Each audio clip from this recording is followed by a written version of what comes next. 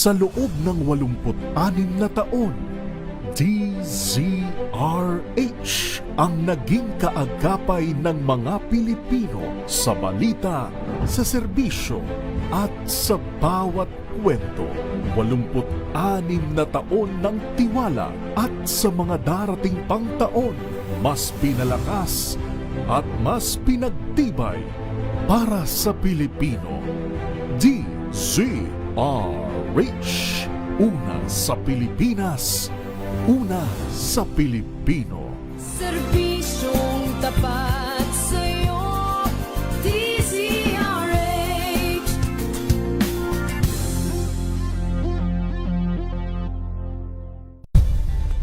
Nagsimula sa pangarap hanggang sa maabot ang tagumpay. Iba't ibang kwento, iba't ibang mukha ng atletang Pilipino. Mas pinatindi, mas pinalakas, at mas pinaaksyon sa Match Point tuwing Sabado, 12:30 ng tanghali sa DZRH TV. Luzon, Visayas at Mindanao. Isang oras na balita at talakayan ngayong araw hunang At ito linggo. ang programang Maynila, ito ang Pilipinas. Samahan po ninyo hanggang alas 9 ng umaga sa Isyong Pambayan. Desaldrico Ako Ford. naman si Edniel Parroso. Maraming salamat and of course sa mga sumama sa atin. Luzon, Visayas at Mindanao, programang Ang Galing Mo Daw. Isang kwento, iba't ibang anggulo. Muli ako po, si Art.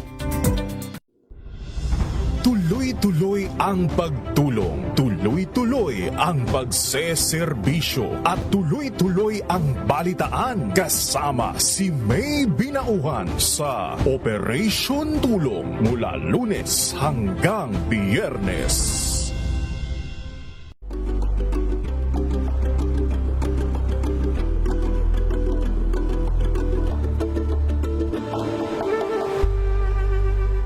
Maagang balitaan, maagang usapan sa mga issue at balita kasama si Kuya Angelo Palmones sa Magandang Umaga Pilipinas mula Lunes hanggang Biyernes. Check na araw mga health checkers. Ang mabuting balita ng ating Panginoon. Kasama pa rin ang ating mga eksperto. Ito po ang inyong balerina ng bayan, si Lisa Makuhay Lizalde. Ito po ang Radyo Henyo sa DZRH. Una po ng isang magandang hapon. Mga balitang gigising sa inyong umaga. Mga balitang kailangan mong malaman. Mapapakinggan sa ACS Balita sa 2x2 kasama sina Anthony Taberna at Jerry Baha. Lunes hanggang Biyernes.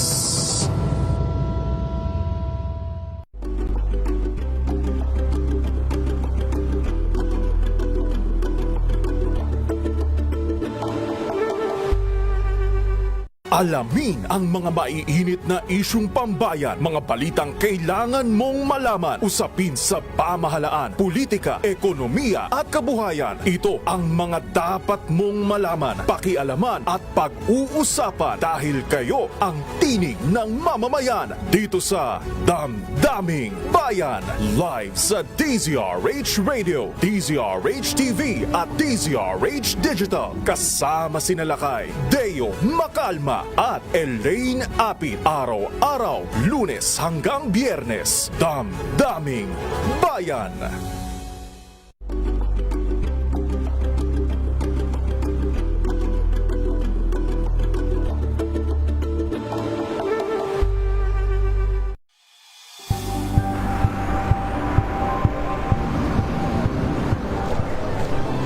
Ating mga eksperto dito lang sa Expert Opinion. Ito ang The Better News. TNVS, trending and Isang kwento, iba't ibang anggulo.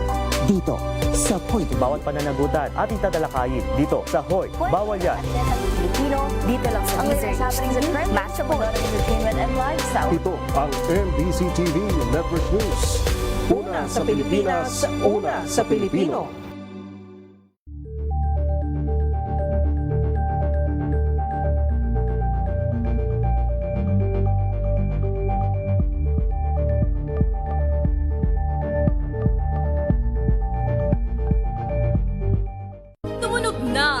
Gandingan para sa kalikasan. Ang itinanghal bilang Best AM Radio Program Host ay si Cesar Chavez para sa special on Saturday ng DZRH.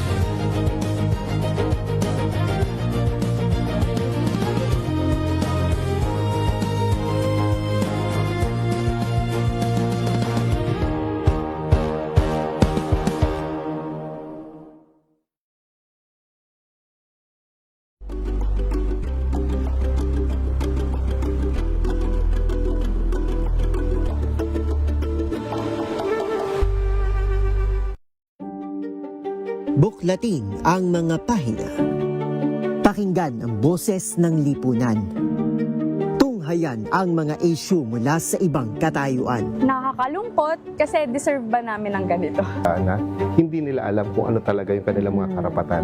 Yung gobyerno, tinulungan nila yung kanilang magsasaka. Pinapatahimik tayong lahat using various laws. Through education, kayang-kaya nating baguhin yung ganitong klaseng pag-iisip. Isang kwento, iba't ibang anggulo. Dito, sa Pilipinas, ang oras alas 3:06 ng umaga. Saan man mangyari ang balita, Luzon, Visayas at Mindanao, hagip ng balitang Pronti. Kinalap ng buong puwersa ng MBC Media Group mula Aksyon Radyo, Radyo Natin Nationwide at DZRH, Provincial at Regional Correspondents. Balita Pronti kasama si Kises Habson. DZRH Balita Pronti.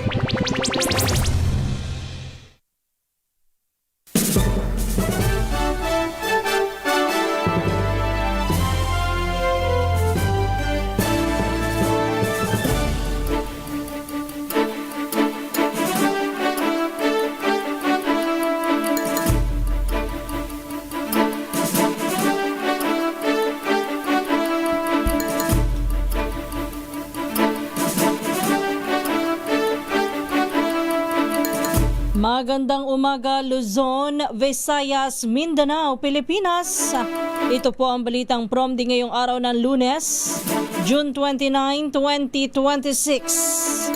Sa ating headlines, Balitang Pronti. White Ribbon March kontra korupsyon, generally peaceful ayon sa QCPD. Balitang Pronti. Dagdag bawas sa presyo ng petrolyo na mumuro bukas.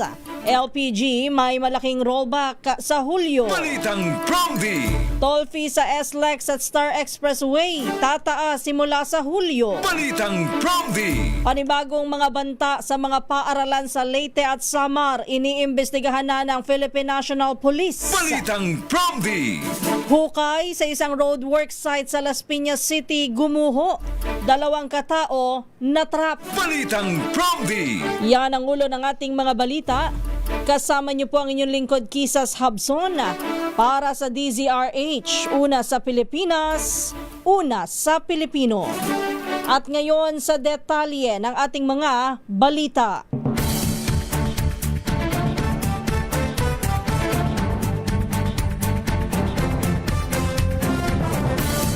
Maagang tinapos ng organizers at mga dumalo ang ikinasang White Ribbon March sa EDSA People Power Monument kahapon. Formal na winakasan ang programa bago mag-alas 6 ng gabi. Taliwas na unang anunsyo na alas 8 ang inaasahang pagtatapos nito.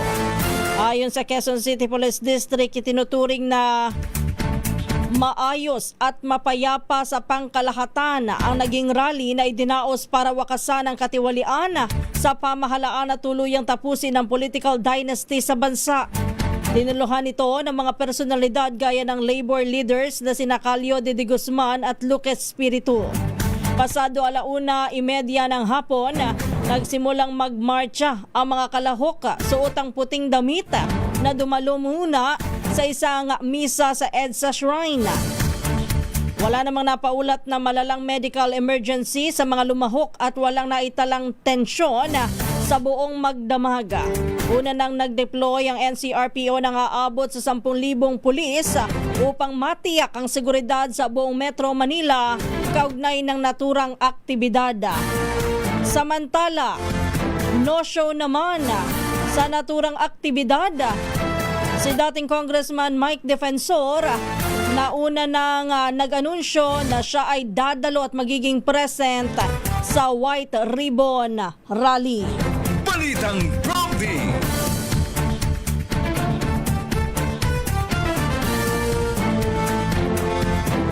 Samantala, asahan naman ang posibleng dagdag bawas sa presyo ng produktong petrolyo bukas. Ayon po sa oil industry sources, maaaring bumaba ng 70 sentimos o di kaya naman ay tumaas ng hanggang 1 peso and 20 centavos ang kada litro ng diesel. Tinataya naman na magro-rollback ng 50 sentimos o kaya naman ay sisipa ng hanggang 1 peso and 50 centavos ang kada litro ng gasolina. Wala namang ibinigay na pagtaya sa posibleng price adjustment sa kerosene. Ang pinal na presyohan ng langis ngayon linggo ay ipatutupad simula bukas araw ng Martes, pero mamaya pong umaga o ngayong araw na ito ng Lunes iaanunsyo ho ng mga oil company at maging ng Department of Energy ang magiging paggalaw, yung pinal na presyohan dito po sa produktong petrolyo. Kasi kahapon po at mga nakalipas na araw ay hindi pa malinaw kung rollback nga ba o price hike ang mangyayari. Balitang Prompty.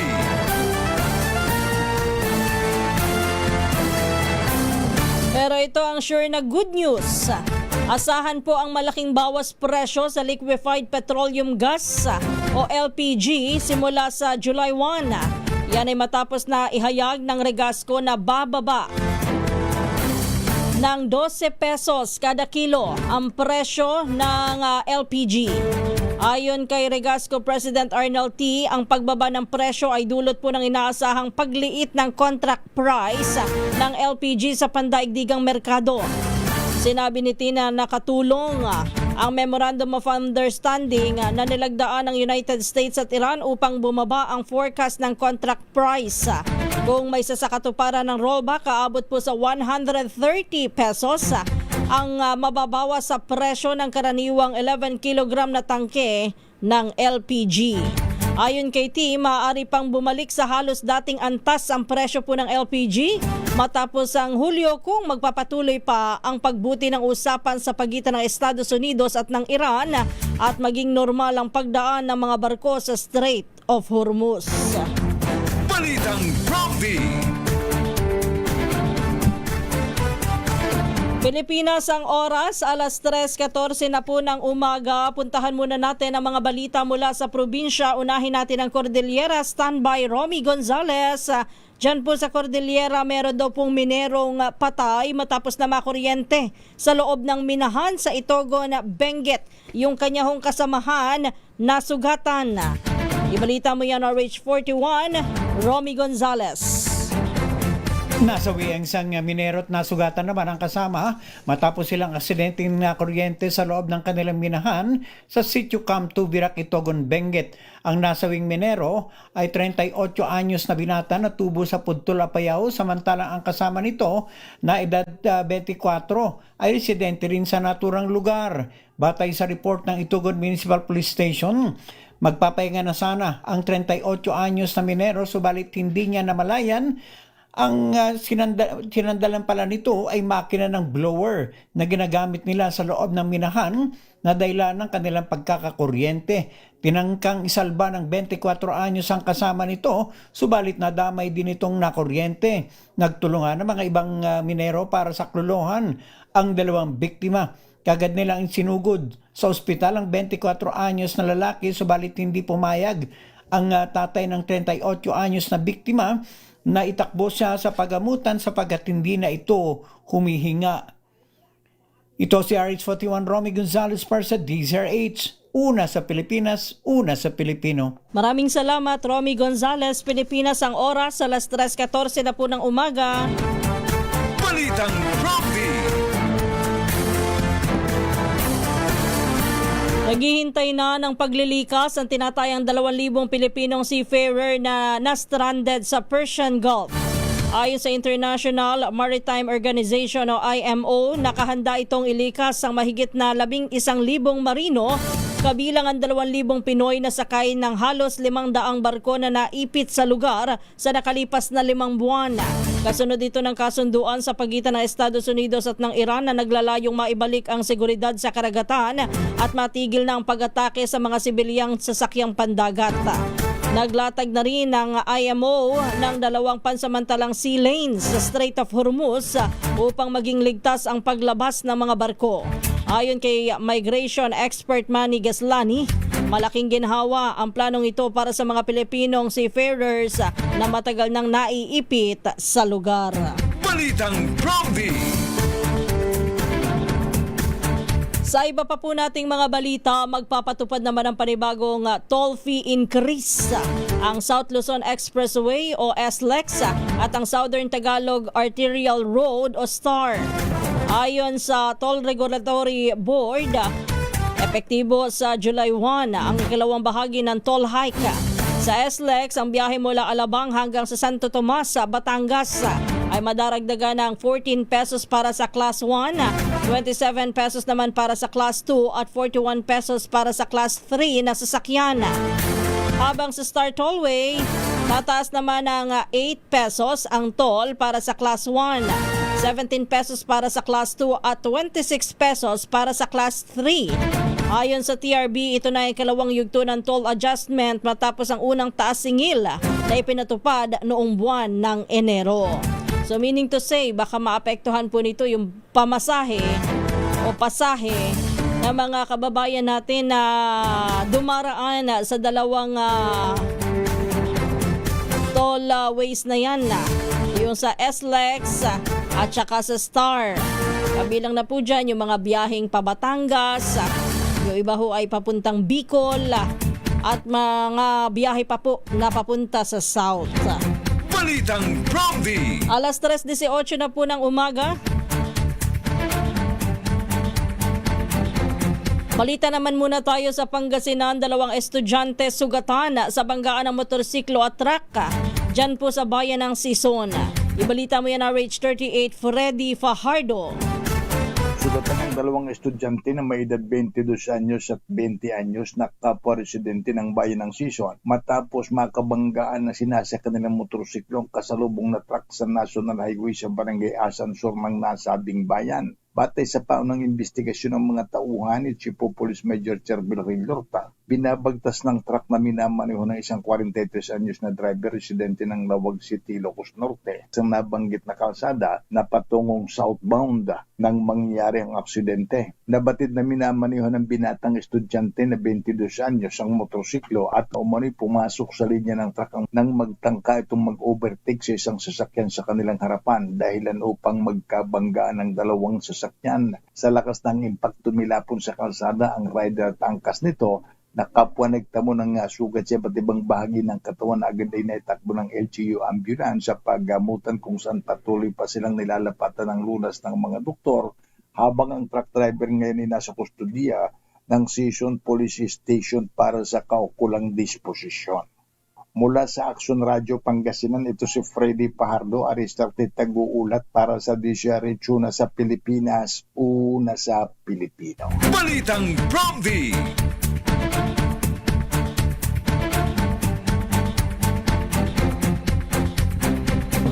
Samantala, patuloy naman ang mga banta ng karahasan sa ilang paaralan sa Leyte at Samar kasunod ng nangyaring pamamaril sa Tacloban City.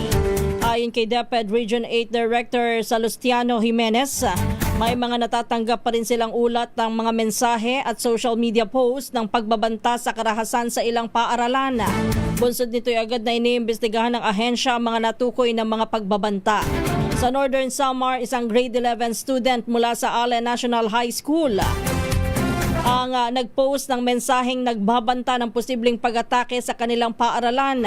Agad naman na nakipag-ugnayan ng otoridad sa paaralan at sa mga magulang ng estudyante habang ipinatutupad ang mas mahigpit na seguridad. Kinumpirma rin ng Leyte Police Provincial Office. Iniimbestigahan din nila ang dalawa pang magkahiwalay na banta laban sa Palo National High School na ipinadala sa pamamagitan ng Facebook at Messenger. Dahil dito inatasan na rin po ng PNP Chief General Jose Melencio Nartates Jr. ang lahat ng Police Regional Offices at lokal na himpilan ng pulisya na paigtingin pa ang koordinasyon sa Department of Education at Commission on Higher Education upang matiyak ang kaligtasan ng mga mag-aaral. Balitang Bromby!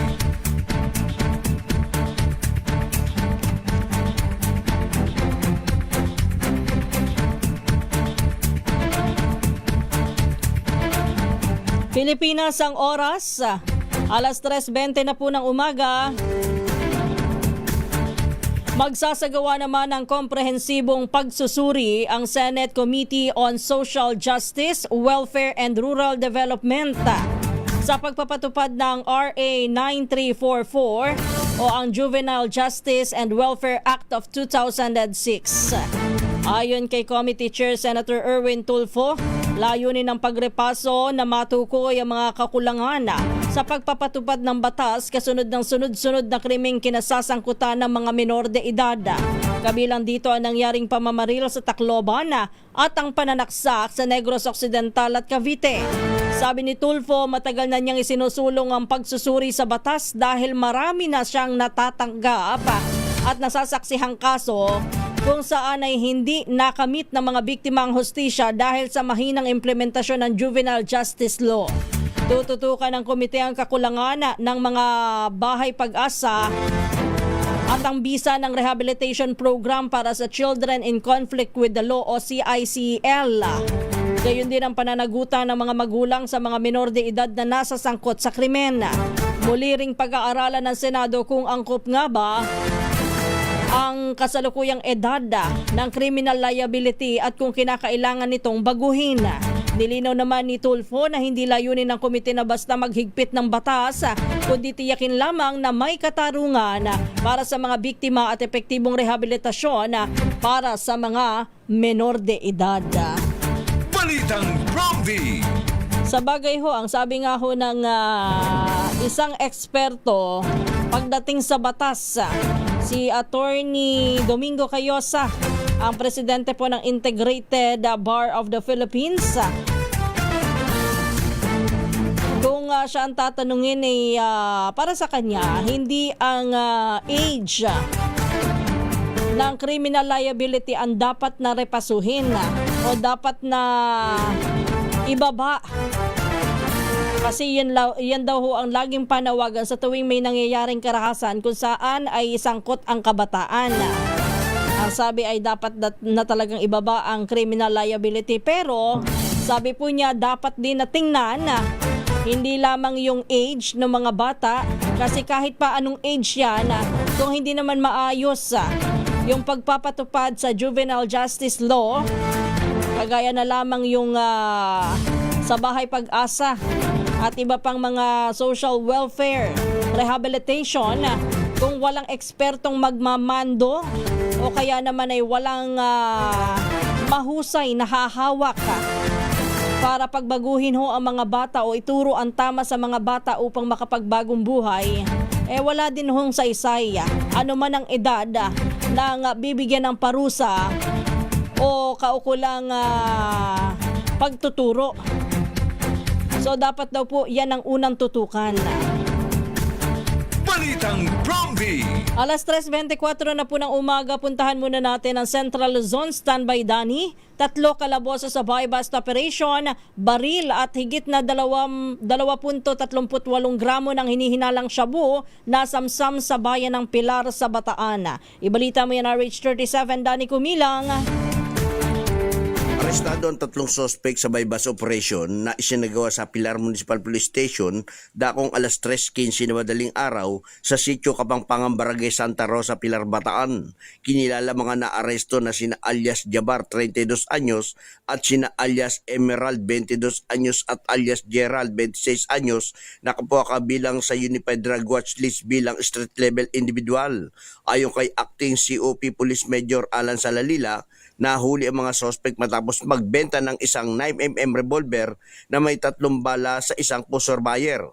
Sa operasyon, nasamsam din ang baybas money at 4 na sachet ng hininalang shabu na tumitimbang ito ng tinatayang 2.38 gramo at nagkakalaga ng higit sa 16,000 piso.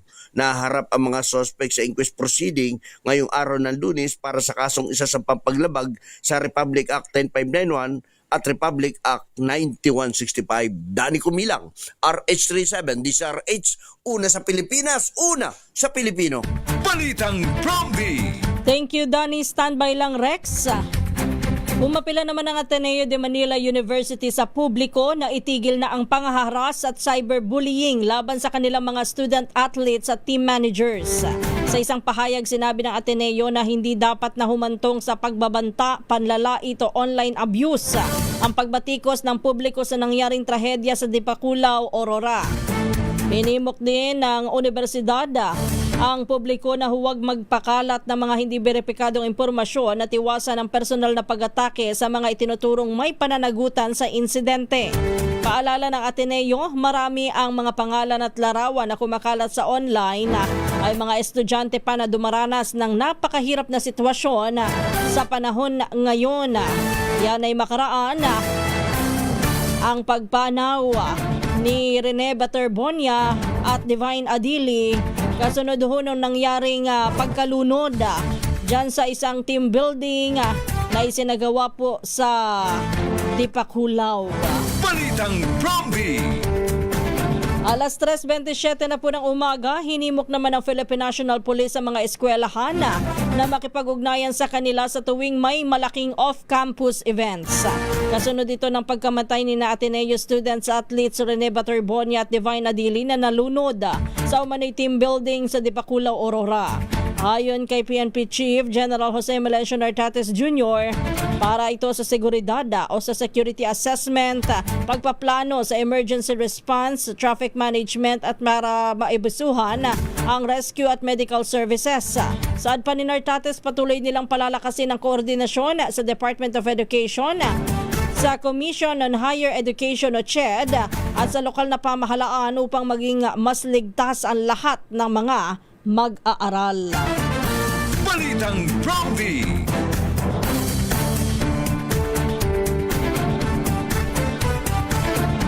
Suspendido naman ang face-to-face classes sa lahat ng pampublikong paaralan mula elementarya hanggang high school sa General Santos City ngayong araw po ng Lunes, June 29. Kasunod dito ng magnitude 6.5 na lindol na yumanig sa syudad noong Biyernes, June 26. Ayon sa School Division Office, ipatutupad muna ang alternative delivery mode habang isinasailalim sa panibagong structural assessment ang lahat ng mga paaralan upang matiyak ang kaligtasan ng mga estudyante at guro. Niyanig ng Intensity 5 ang General Santos City at ilang bayan ng Sarangani, South Cotabato at Sultan Kudarat. Samantala, nilinaw naman po ng PHIVOLCS na ang magnitude 6.5 na lindol dyan po sa General Santos City ay hindi aftershock ng magnitude 7.8 na lindol na tumama naman sa General Santos at Glan Sarangani noong June 8. Balitang Promdi! Samantala, balita muna tayo dyan sa Negros Occidental. Standby Rex, babae pinagbabaril, sugatan sa lungsod ng Bacolod. Ibalita mo yan, go ahead RH46 Rex Cantong. Tuloy na ginagamot sa Corazon Locsin Montelibano Memorial Regional Hospital dito sa lungsod ng Bacolod ang isang babae matapos barilin ng riding in tandem suspect sa Circumferential Road, Barangay Villamonte ng nasabing lungsod.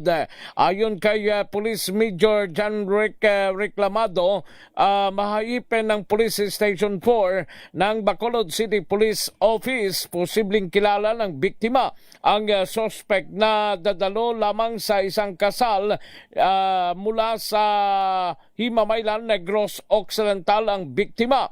Ang biktima kinilala na si alias Rachel, 43 anyos residente ng lungsod ng Himamaylan na naka-confine sa isang hospital ngayon dito sa lungsod ng Bacolod nang lapitan ng suspect na naka-helmet at pinagbabarel. Ito ayon sa salaysay ng kasama nito. Sa ngayon patuloy ang investigasyon ng kapulisan sa nangyaring krimen at pagkilala sa suspect at kung ano ang motibo. Ito si RH46 Rex Cantong para sa DZRH, una sa Pilipinas, una sa Pilipino. Balitang Promdi. Samantala, binanata ni Defense Secretary Gilbert Teodoro Jr. ang China matapos na i-reject o tumangging kilalanin ang 2016 Arbitral Award na pumabor sa Pilipinas sa usapin ng West Philippine Sea. Ayon sa kalihim, ipinakikita lamang ng naging tugon ng China o ng Chinese Embassy ang kawalan ng sinseridad at pagiging mapanlin lang ng China sa pakikitungo nito sa Pilipinas. Sabi ni Teodoro, hindi uurong ang Pilipinas sa pagtatanggol sa kanyang mga karapatan. Una rito ay iginiit ng Chinese Embassy na wala umanong bisa ang arbitral ruling habang binibigyang diin naman ng Department of Foreign Affairs na pinal at may bisa ito. Sa huli, sinabi naman ng Chinese Embassy na umaasa itong maayos pa na mapapangasiwaan ng Pilipinas ang hindi pagkakaunawaan sa pagitan ng dalawang bansa. Ipinaalala naman ng embahada ang pahayag ni Pangulong Ferdinand Marcos Jr. na bukas ang Pilipinas na ayusin ang hindi pagkakaunawaan upang mabawasan ang tensyon sa pagitan ng Pilipinas at ng China. Balitang Promdi. Nagsagawa naman ng mock elections ang Commission on Elections o COMELEC sa ilang lugar sa Bangsamoro Autonomous Region in Muslim Mindanao. Ito'y bilang paghahanda sa kauna-unahang parliamentary election sa rehiyon na isasagawa sa September 14. Layunin po ng simulation na subukan ng automated election system kabilang ang pagboto, paggamit ng vote counting machines, pagpapadala ng resulta sa mga server ng COMELEC. Isinagawa po ang mock elections sa 10 clustered precincts sa Sultan Kudarat, sa Maguindanao del Norte, Bonggao, sa Tawi-Tawi at sa Cotabato City. Ayon sa COMELEC Chair George Garcia, hindi naman ito inaiaatas ng batas, ngunit mahalagang matiyak na maayos at gagana ang mga vote counting machine sa araw ng halalan. Maglulunsad din ang COMELEC ng mas pinaigting na voter education campaign mula July hanggang August, habang tinatapos pa ng opisyal habang tinatapos ng mga tauhan ng poll body ang official ballot na naglalaman po ng pangalan, larawan ng mga kandidato at logo ng kanilang mga partido. Balitang Promdi. Samantala, puntahan natin ang Western Visayas. Standby Joe. Mangingisda na gumamit daw po ng dinamita na dakip naman sa Concepcion, Iloilo. Ibalita mo yan, go ahead. Jocelyn Maque ng Action Radio Iloilo.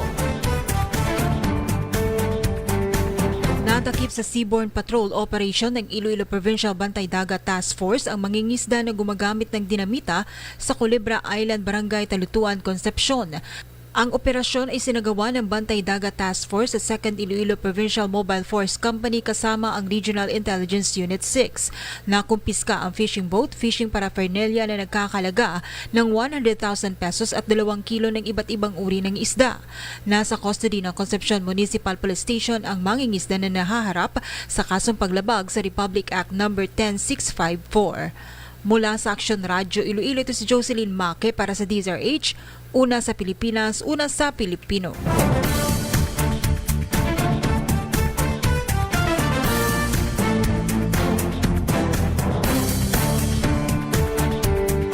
Alas 3:33 ng umaga.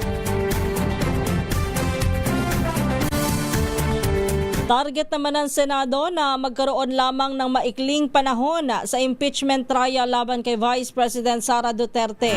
Ito'y upang magkaroon ng sapat na panahon upang matutukan din ang iba pang mga mahahalagang panukalang batas kabilang na ang proposed 2027 national budget. Una nang itinaya ng mga mambabatas na posibleng abuti ng 7 hanggang 8 buwan ang trial na magsisimula sa July 6. Gayunman, sabi ni Senate President Sherwin Gatchalian, nakikipagkonsulta na sila sa prosecution at defense panel upang mapabilis ang proseso. Isa sa mga tinitingnang hakbang ang pagbabawas ng bilang ng mga testigo at ebidensya na ihaharap sa paglilitis sa kabila ng mahigit na 10,000 pirasong ebidensya na naitala sa pre-trial conference. Samantala, tiniyak naman ng Senate Secretary Renato Bantug Jr. mananatiling bukas sa publiko ang impeachment trial at maglalaan din po ng mga upuan sa gallery para sa mga nais manood ng paglilitis. Balitang Prompty.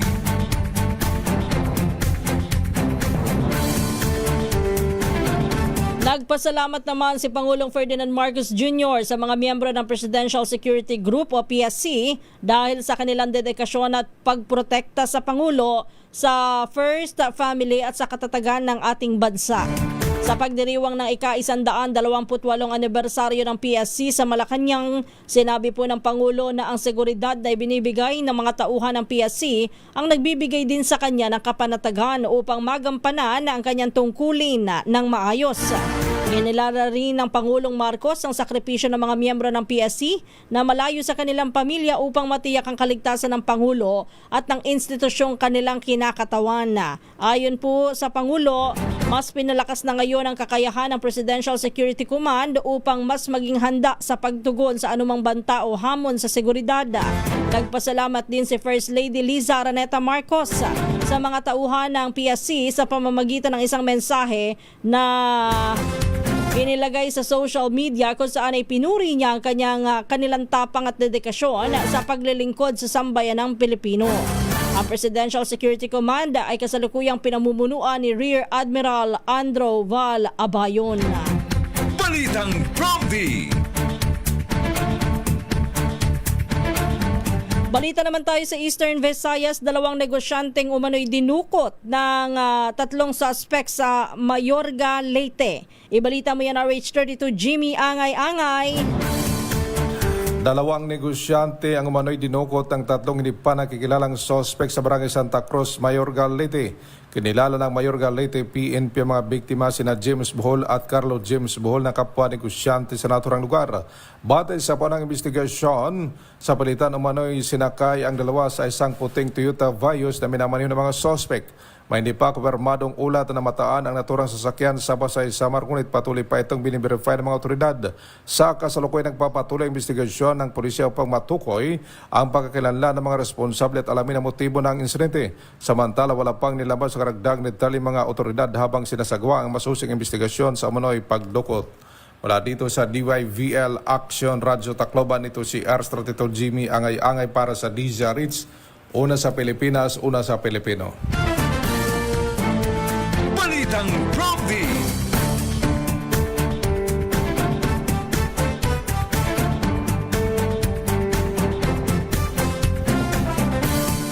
Pilipinas ang oras, alas 3:37.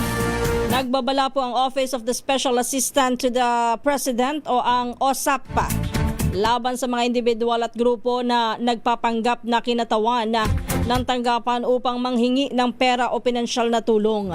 Sa inilabas na advisory, sinabi ni OSAP o Special Assistant to the President Antonio Lagdameo Jr., may natanggap po silang ulat tungkol sa mga taong nagpapakilalang konektado sa kanilang opisina. Nagsosolisitan niya ang mga ito ng pera, financial aid mula sa lokal na pamahalaan at maging sa publiko. Binigyan din ng OSAP na hindi kailanman na nanghihingi ng donasyon, pondo o financial assistance sa kanilang tanggapan. At hindi rin sila nagsasagawa ng opisyal na transaksyon sa pamamagitan lamang ng text message o pribadong messaging applications. Pinayuhan din ng lokal na pamahalaan at kawani ng pamahalaan na tiyakin na beripikado ang anumang utos o kahilingan na umano'y nagmumula sa OSAP sa pamamagitan lamang ng opisyal na komunikasyon. Hinikayat naman ng publiko na manatiling mapagmatyag at agad na iulat sa pamahalaan anuman ang kahinahinalang mensahe o solicitation na gumagamit ng pangalan ng Office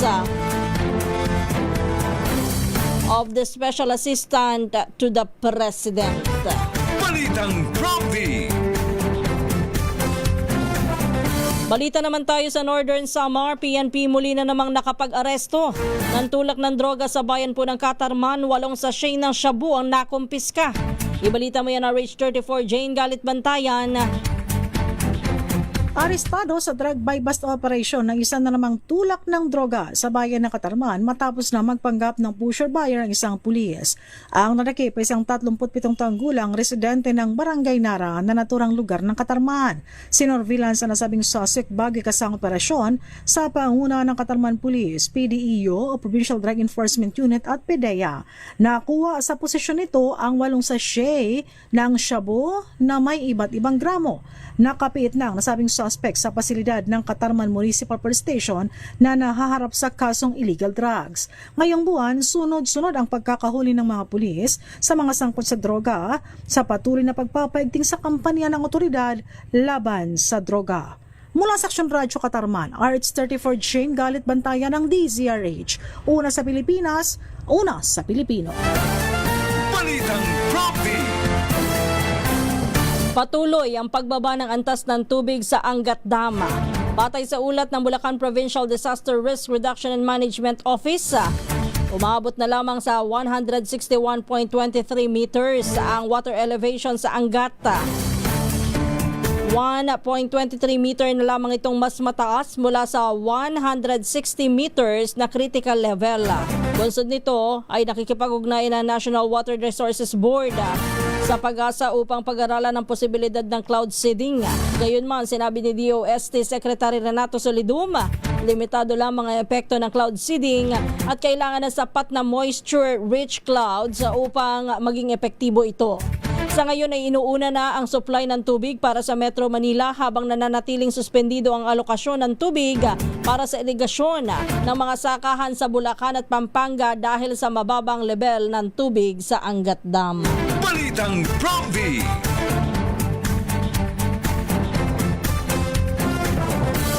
Standby lang kay June. Pinaka-stressed sa trabaho ang mga Pilipino sa buong Southeast Asia. Bata ito sa isinagawang survey ng global analytics firm na Gallup Incorporated sa kanilang State of the Global Workplace 2026 report. Nanguna ang Pilipinas sa mga bansang may pinaka-stress na mga manggagawa, sunod ang Singapore at pangatlo ang Cambodia.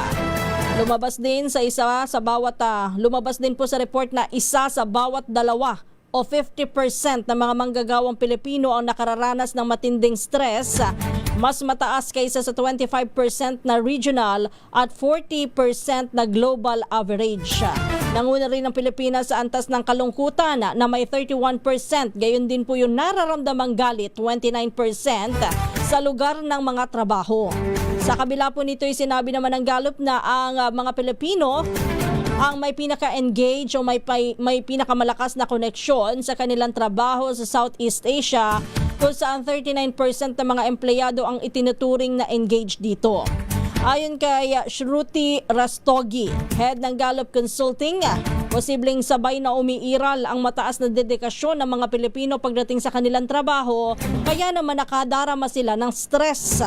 Gayunman, nagbabala po ang kumpanya na kung hindi matutugunan ang matinding stress, maaari rin itong makaapekto sa kalusugan ng mga manggagawa at sa kakayahan ng mga kumpanya na mapanatili ang kanilang mga empleyado. Balitang Prompty.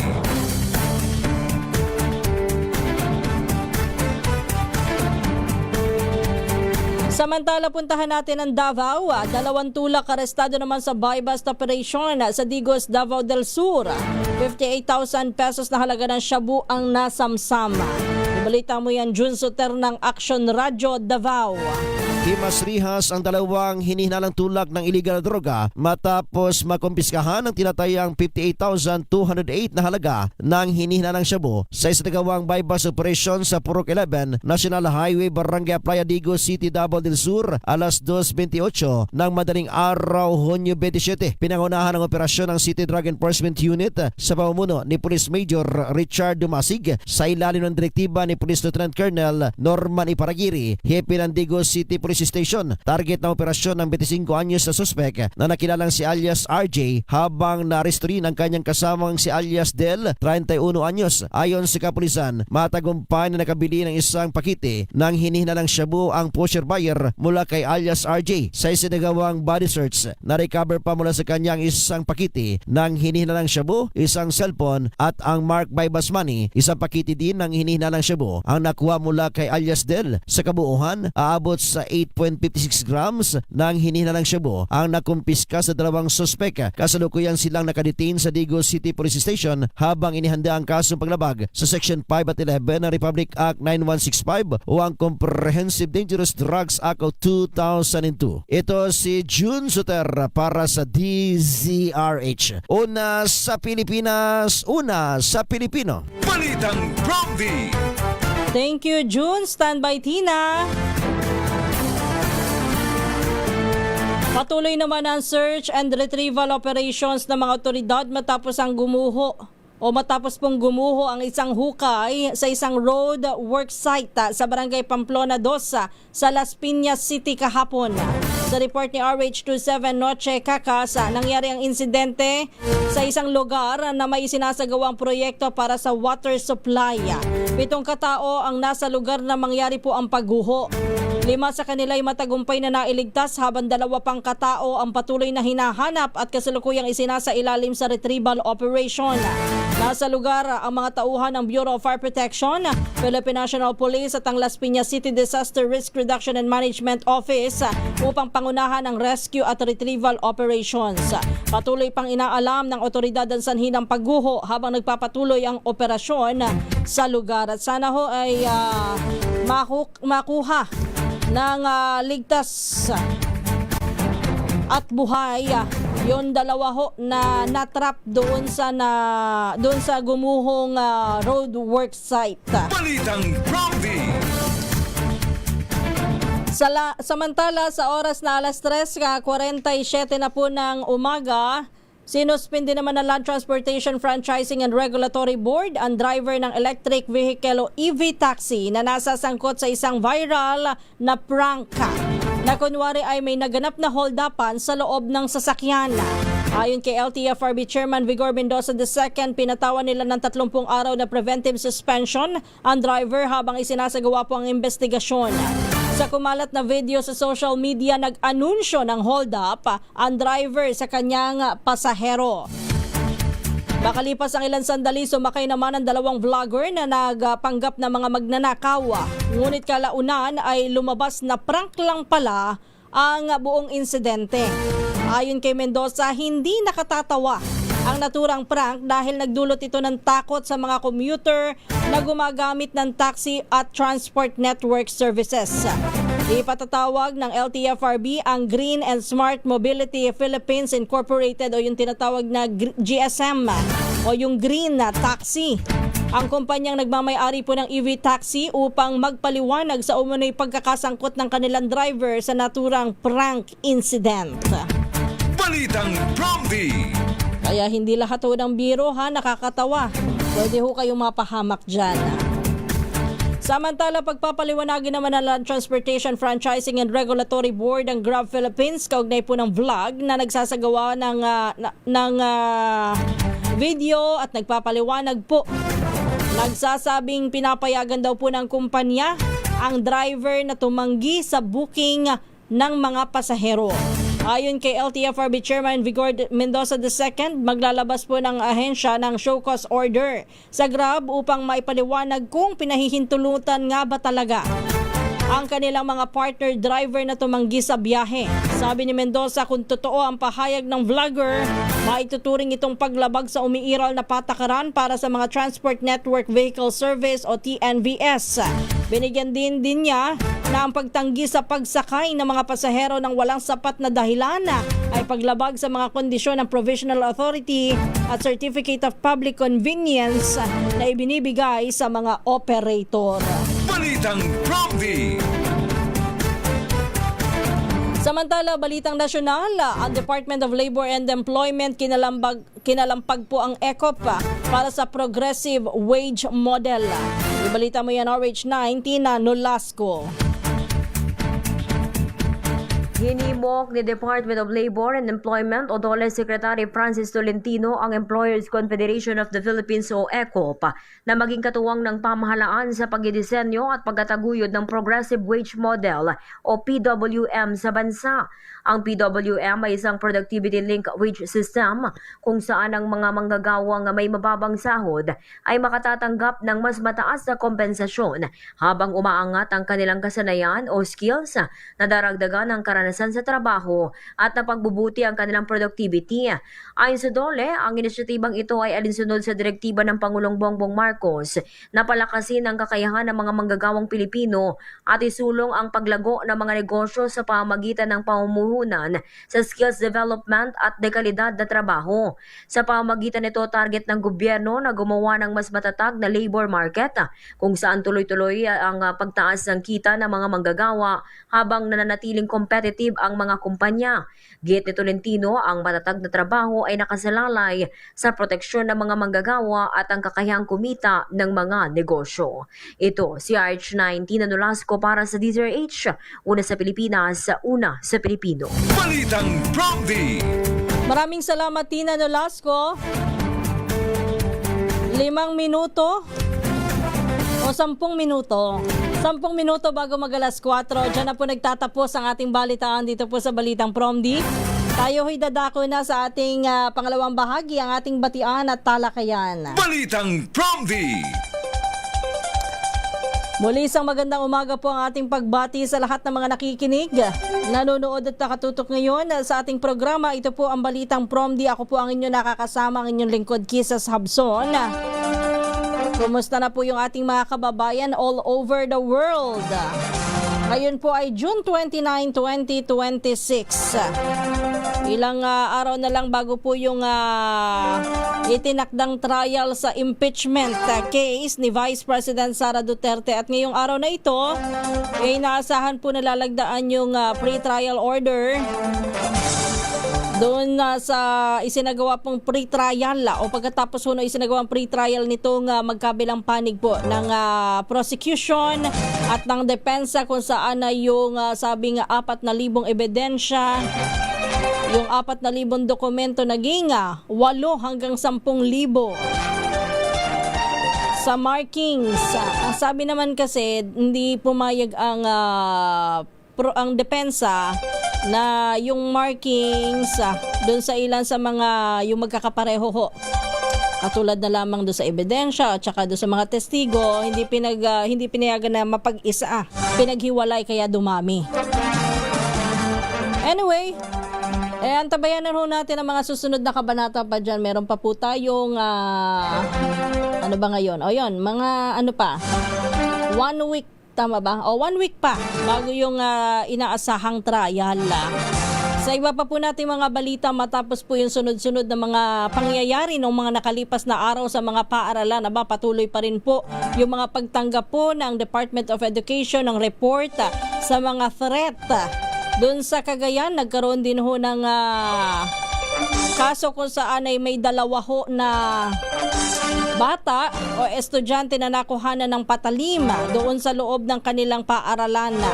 Bukod po dyan, may mga pagbabanta sa Leyte at sa Northern Samar na pag-atake din sa mga paaralan. Pero yan po yung mga iniimbestigahan na. Ang tanong ho ng iba, ano daw ba talagang nangyari na sa pag-asa ng bayan yung ating mga kabataan? Yan ba ay pagkukulang lamang ba talaga ng gobyerno? Sana sa ating mga magulang tsaka mga guardian tingnan din ho natin, baka sa ating mga pangangalaga, meron din hong pagkukulang. Naisip ko lang kanina, bago do sa ating mga pagbati, naisip ko lang kanina, kung sa simpleng pangangalaga ho do sa bahay, halimbawa, yung paghawak sa mga cellphone, sabi kayo ng sabi, pinagagalitan nyo na, lagi na lang kayo nasa cellphone, wala na kayong ginagawa kundi maglaro. Pero ano ho bang ginagawa ng mga magulang? Baka nakadikit din ang pagmumukha sa cellphone. Pangalawa, dito sa mga naoobserbahan ko lamang naman ito bilang isang magulang din at isang guardian. O pangalawa, yung ating mga kabataan, kapag ka naglalaro o nakikipag-usap sa kanilang mga kaibigan, minsan nakakarinig na ho tayo ng mura. Yung iba sa atin na gagawa pang pagsabihan ng ating mga anak at ang ating mga inaalagaan na hindi maganda yung nagmumura. Pero meron po tayong mga ibang mga guardian at magulang na okay lang, pinalalampas na lang. Naglalaro lang naman nila, tsaka ang minumura naman yung kalaro niya. At tsaka way of expression lang na hindi maganda. Kung sa mga simpleng ganyan na hindi po natin nagagawang pagsabihan, baguhin at sabihin sa kanila na hindi po tama yung kanilang ginagawa, what more pagdating ng time na akala nila may nasa tama na po silang edad at pag-iisip.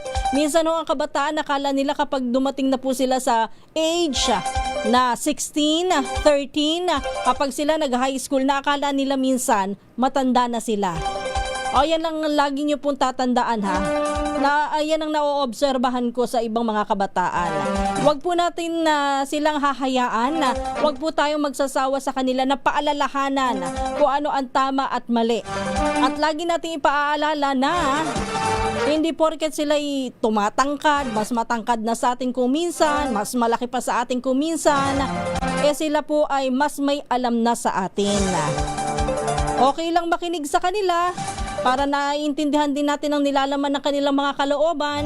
Pero kung may nakikita tayong hindi nararapat, walang masama na sila po ay paalalahanan para din po sa kanilang kapakanan. Anyway, do sa ating mga kababayan, Bongski, magandang umaga. Noel Galiano, good morning kay Vaco.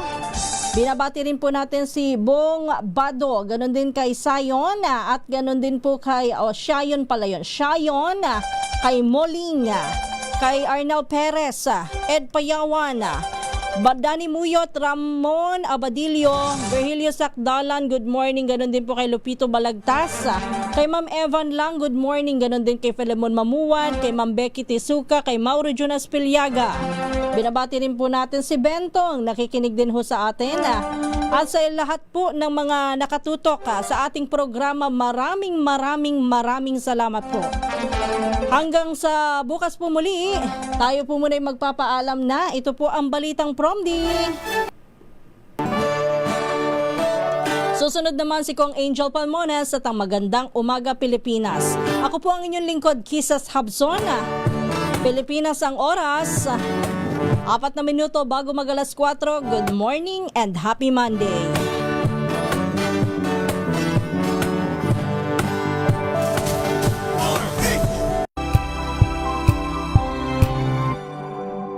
Sa